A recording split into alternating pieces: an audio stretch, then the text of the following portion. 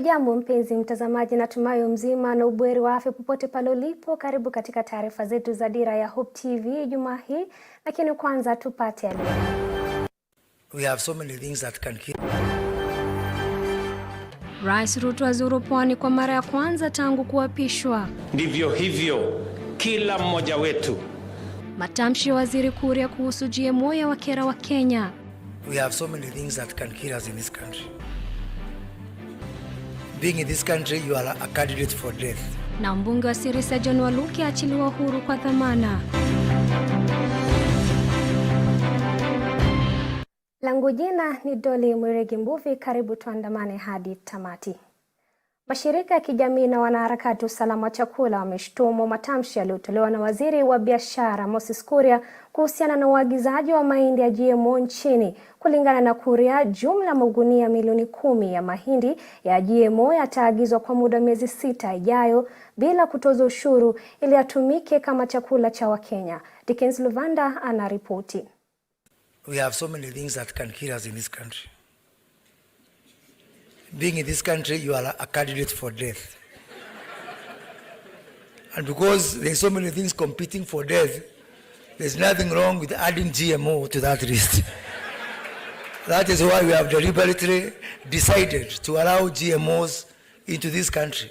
Ni matamshi hayo kuhusu usalama wa vyakula na afya ya Wakenya yaliyotolewa na Waziri wa Uwekezaji, Biashara na Viwanda Moses Kuria, ambaye amewaghadhabisha wanaharakati wa vyakula pamoja na mashirika ya kuhakikisha umiliki wa mbegu za kiasili, mazingira na vyakula salama. Kulingana na Waziri Kuria, serikali imeruhusu kuagiza magunia milioni 10 ya mahindi yaliyobadilishwa vinasaba ukipenda GMO bila ushuru wa uagizaji kwa muda wa miezi 6 ijayo. Until we are satisfied that we have enough maize in this country, our staple food. Tomorrow I am signing a gazette notice to allow for importation of up to 10 million bags of maize, duty-free, for the next 6 months until we achieve food security. Because that is our cardinal responsibility as government. Waziri huyu aliwakemea wasiounga mkono hatua hiyo, akisema tayari kuna mambo mengi nchini ambayo ni hatari kwa afya wa Kenya, na kwa hivyo basi hakuna ubaya wa bidhaa za GMO kuwa kwenye orodha hiyo. I know this may offend some people, both from a GMO and from importation, but I will do this, and we will do this as government.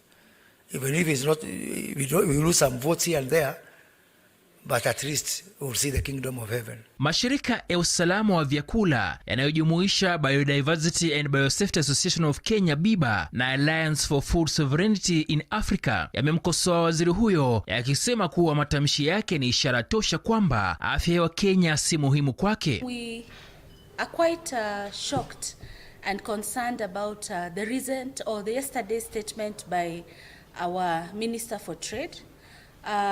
When he said that there are so many ways for Kenyans to die, and that's why they have opened up the market for the importation of 10 million bags of GMO maize. Kenyans' lives matter, and therefore they must be protected at all costs. I'd like to remind the Honourable Minister that all sovereign power belongs to the people of Kenya, and Kenyans have put them there to protect us and make sure that even as we trade, our lives are protected at all costs.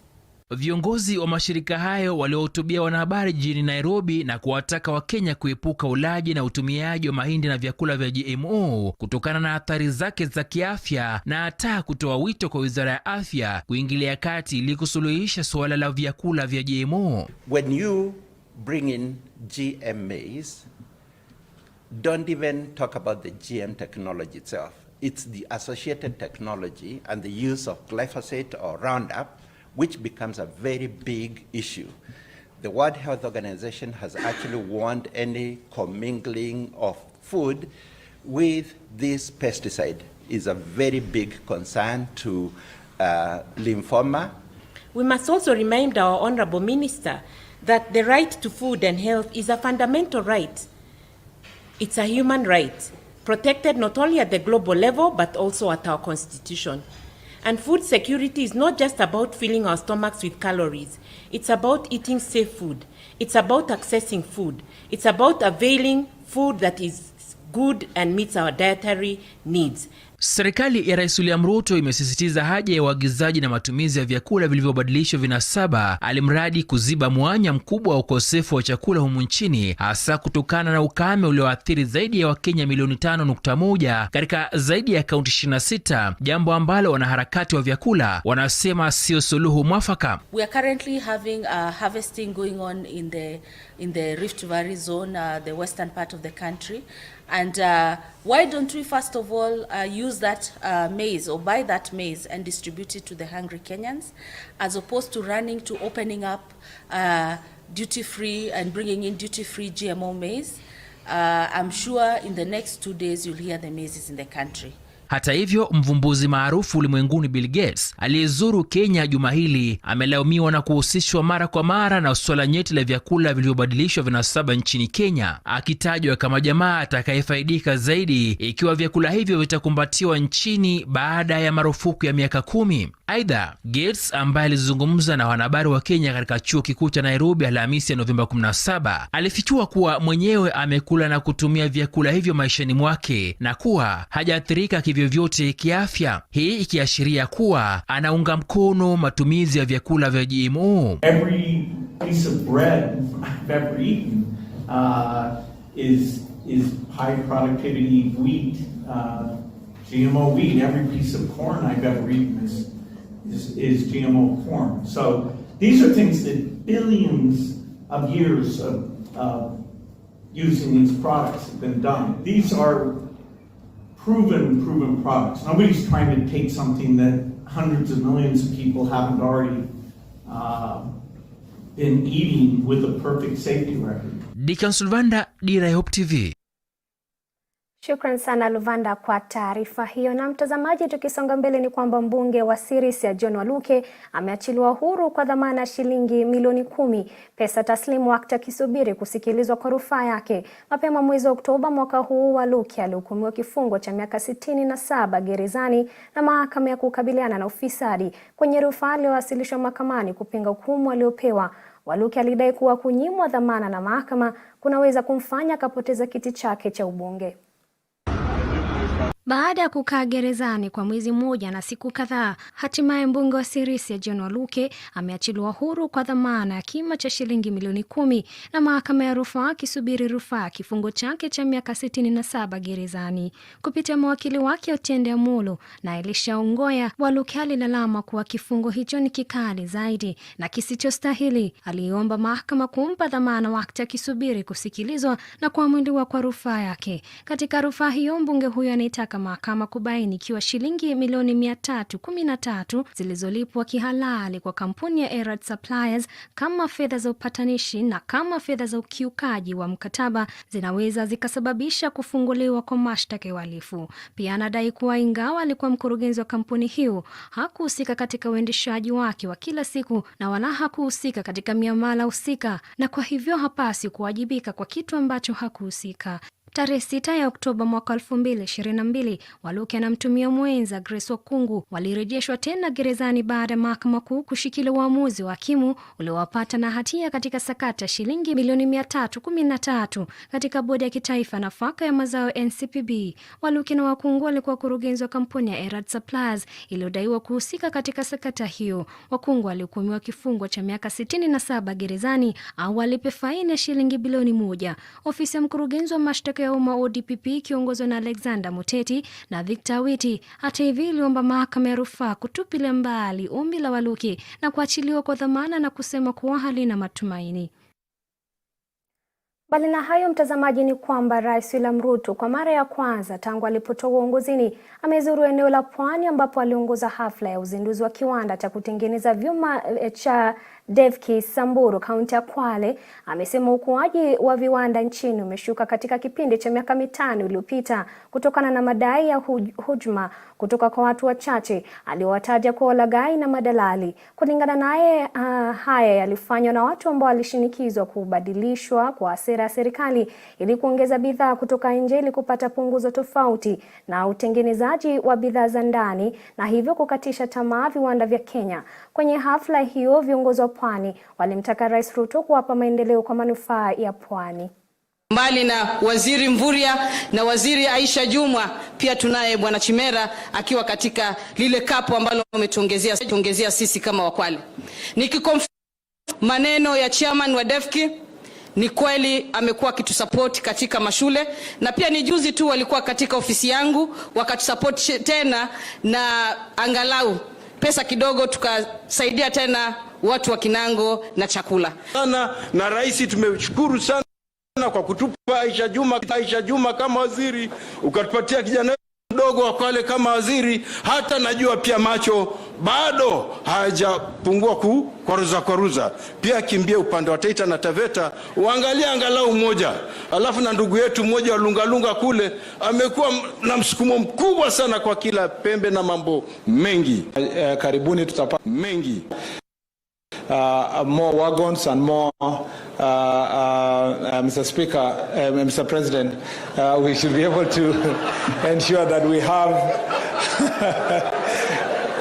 more locomotives that is going to carry the luggage from here to Nairobi.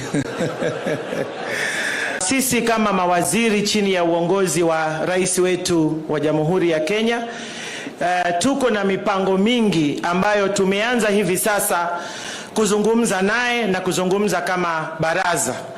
Na mimi nataka niseme Mheshimiwa Gunzirai, ni kuhakikishia ya kwamba mengi yatafanyika, kwa sababu hali tulio nayo hivi sasa katika nchi yetu ya Kenya, na hili ni janga limekuwa kubwa ya njaa. Wanaoathirika zaidi ni watoto na kina mama.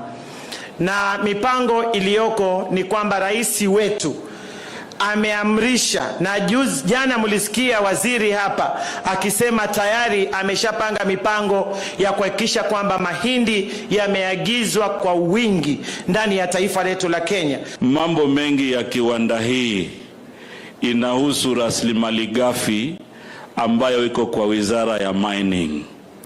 Na kama vile ambavyo umetuagiza kama wizara, tuweze kutengeneza mfumo mzuri ili wale ambao wanaagiza malighafi kutoka nje tuwe na sera maalum. Tutaendelea kutafuta masoko katika dunia mzima, na sana sana hapa kwetu katika bara ya Afrika. Na mumeona vile huyu muungwana amehangaika. Amesimamisha hapa watu wa mabenki, karibu mabenki 10. Mahali amekopa huyu, amekopa yule mwingine. Inaonekana kulikuwa na harambee ya mabenki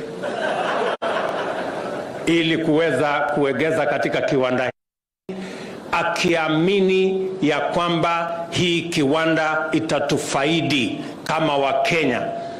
Kwa miaka 5 tumerudisha chini percentage ya mambo ya viwanda ama contribution ya industrialization kutoka 9% ya GDP mpaka imefika imerudi nyuma mpaka 7% ya GDP. Na ni kwa sababu ya sera ambayo haifai. Watu wachache wanafanya urafiki na wafanyikazi wa serikali, wanapindua sera ili kusaidia mabroka na wale wengine middlemen na wale wengine ambao wanafanya biashara hapo katikati kuangaisha viwanda zetu. Na mamlaka ya kudhibiti kawi nchini IPRA imezindua kampeni kwa jina Car Safe Mtaani, mpango ambao unalenga kuhamasisha Wakenya kuhusu hatari ya kuiba mafuta kinyume cha sheria kutoka kwa lori zilizoanguka, jinsi ya kutumia mitungi ya gesi na hatari ya uunganishaji na wizi wa umeme. Kampeni hiyo ambayo inanuia kupunguza visa vya ajali na matukio yanayosababisha majeraha, vifo au upotevu wa mali itahakikisha washikadau katika sekta ndogo za mafuta ya petroli na umeme wanafuata sheria ya nishati ya mwaka 2019, sheria ya petroli ya mwaka 2019 na kanuni za sekta ya nishati, na hivyo kuimarisha uzingatiaji na uwajibikaji wa mahitaji ya watumiaji. Huyo hapa Alice Diana na mengi zaidi.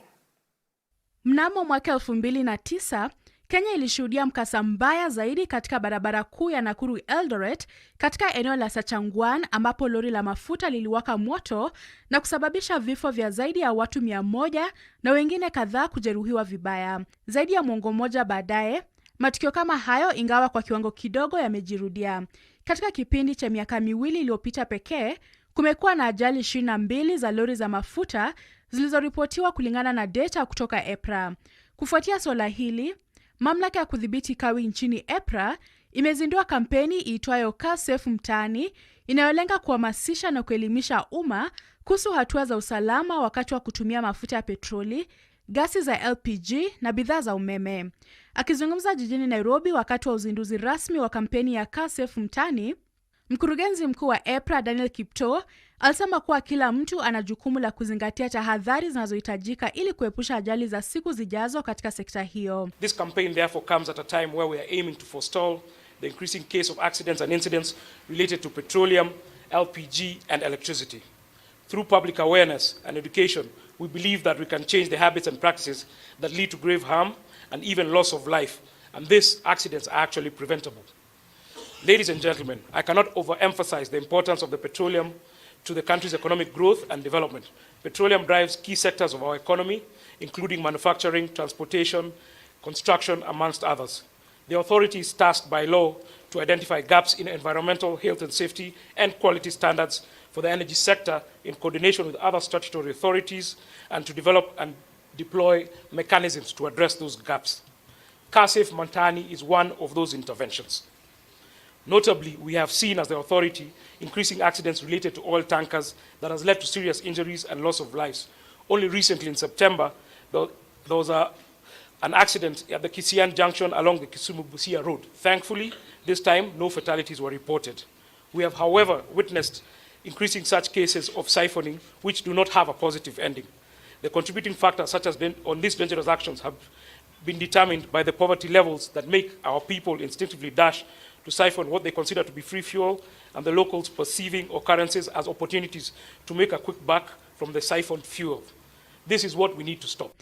Kipto ametoa wito kwa washikadau wote kuunga mkono EPRA katika kufanikisha kampeni ya Car Safe ili kuwasaidia Wakenya kuzingatia usalama wakati wanatumia nishati. This campaign comes at the right time for the sector, and I just wish to issue a rallying call to all stakeholders to come together to sensitize the public, to be vigilant in ensuring the safety of all energy sources. We all have a role to play to ensure that each one of us in this country is safe. It is in this light that we launch this campaign today as a participatory, reflective and practical initiative that seeks to reaffirm the importance of embracing safety as a mantra. I wish to urge all of you to support this campaign and to make it a success, and to ensure that Kenyans adopt safety practices which will be able to allow us to curb these incidences. Katika hotuba yake, Waziri wa Kawi Davis Chirchir alibainisha kuwa kampeni ya Car Safe Mtaani imekuja wakati mwafaka kufuatia kuongezeka kwa matumizi ya nishati. This past year saw an increase in electricity consumption. This comes at a time when Kenya is making notable strides in electricity subsector, with Kenya being ranked second in Africa Electricity Regulatory Index by the African Development Bank in its Electricity Regulatory Index ERI report of 2021. Over 700,000 Kenyans were connected to the national grid in 2021-2022. It is therefore unquestionable that all stakeholders in the energy sector, state and non-state actors, should strive to protect and invest in the welfare of the consumer. We should direct our attention to the energy dynamics that matter most to the consumer. These include energy accessibility, sustainability, and energy safety. The government's energy policy is people-centered. The focus on the customer is the foremost priority in how we handle the energy ecosystem. It is for this reason that our emphasis on climate change remains critical.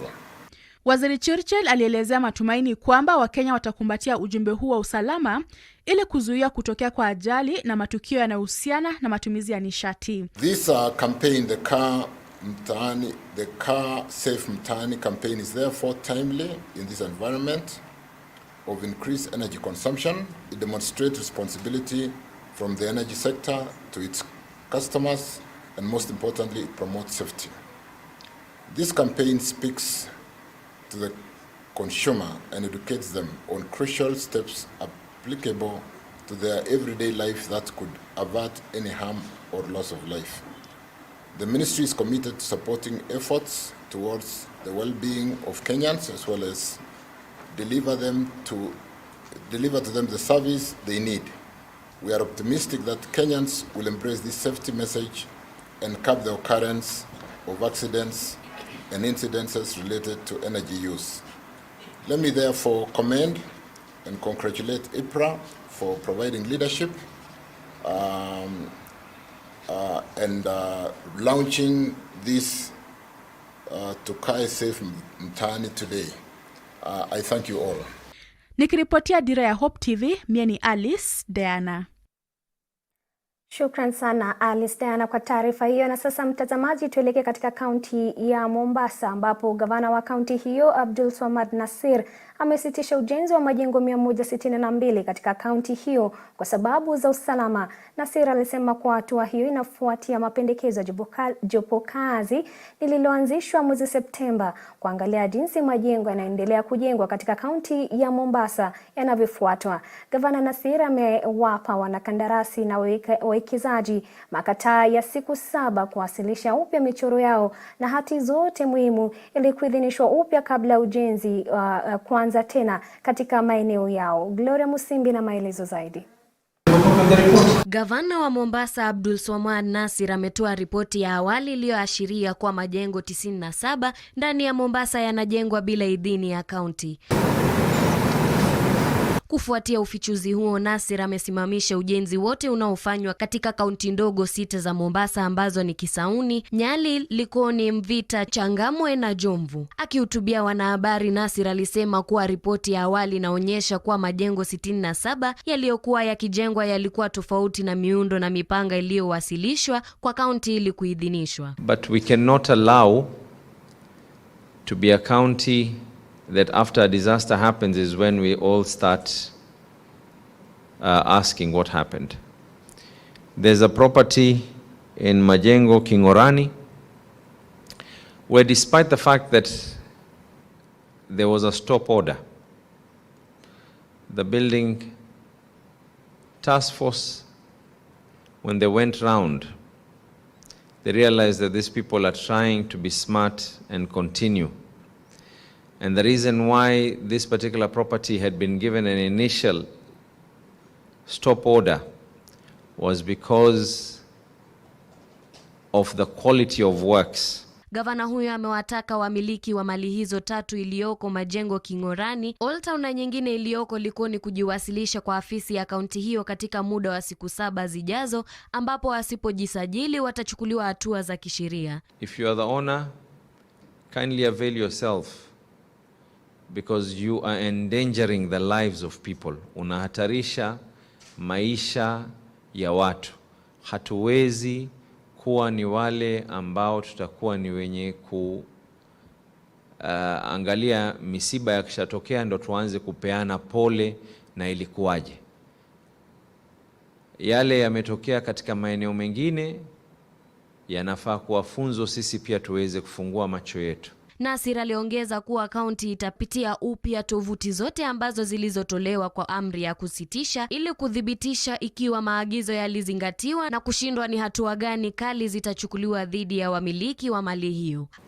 A formal stop order will be issued immediately, and thereafter waweze kuapply kama watu wengine wanavyoapply na ziweze kupatiwa approval kwa njia muafaka unaofaa. Aidha, wamiliki wote wa mali hizo wana hadi Alhamisi wiki ijayo kutuma tena ya kuidhinishwa kama alivyoagiza Gavana Nasir.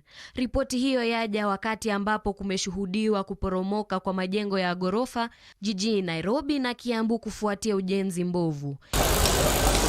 Nikiripotia Dira ya Hope TV, mie ni Gloria Musimbi.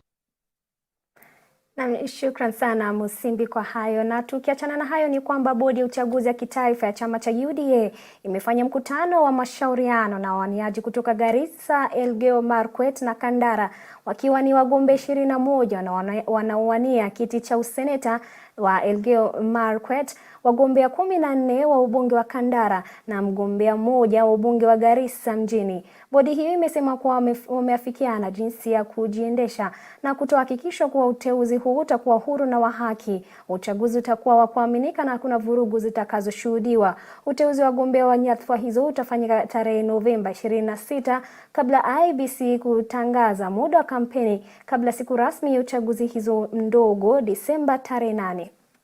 The nominations will be as usual free and fair, the way we have always conducted them as UDA, and we don't have any favorite candidates. These nominations are coming out of the fact that there are some people who are appointed by His Excellency the President as cabinet ministers, and maybe there on the ground they have got their preferences, but as our party, we don't have any special candidates. We don't have any personal interests. Our interest is our loyalty to the party boss and UD as a party. And we expect to carry the most credible, free and fair nominations.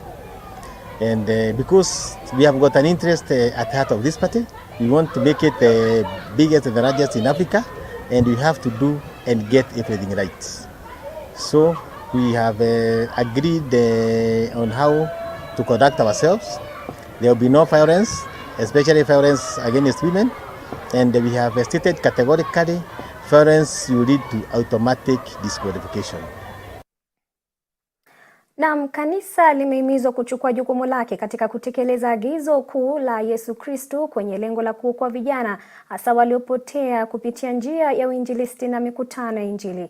Akihutubia zaidi ya waumini 2000 na makasisi mjini Thika katika kongamano la kumkaribisha mwinjilisti kutoka Ghana Mills anayezuru nchini kwa ajili ya mikutano ya Injili, mkewe na Bryce Dorcas Gashagwa aliwataka Wakristo kuokoa kizazi cha kesho kinachoangamia kwa kujihusisha na matumizi mabaya ya dawa za kulevya na maovu mengine.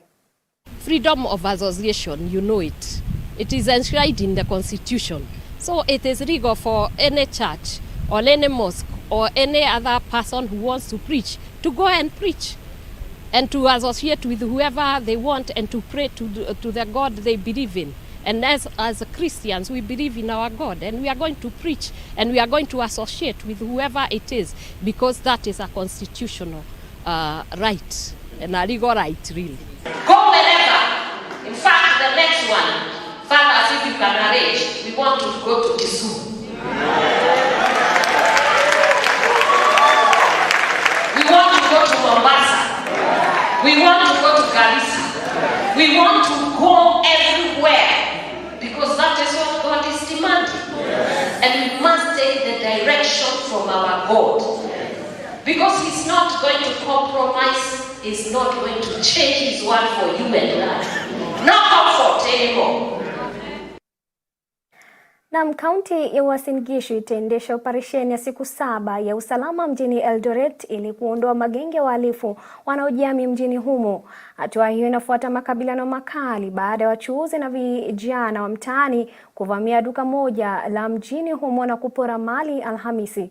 Naibu gavana wa Uasin Gishu John Barurot na kamishna wa kaunti hiyo Daktari Addison Nyale waliongoza mkutano wa pamoja wa usalama kufuatia ghasia zilizosababisha duka hilo kuporwa.